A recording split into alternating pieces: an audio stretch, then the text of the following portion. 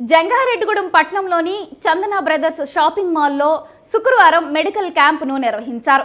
Eluru good Samaritan cancer and general ఆసుపత్రి సహకారంతో నిర్వహించిన ఈ మెడికల్ క్యాంపులో సుమారు 150 మంది చందన బ్రదర్స్ సిబ్బంది వైద్య పరీక్షలు చేయించుకున్నారు.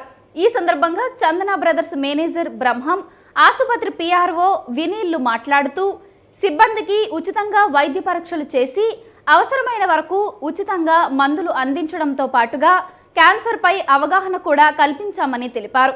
ఈ కార్యక్రమంలో వైద్యులు అక్బర్ బాషా, చంద్రతో పాటుగా సిబ్బంది పాల్గొన్నారు.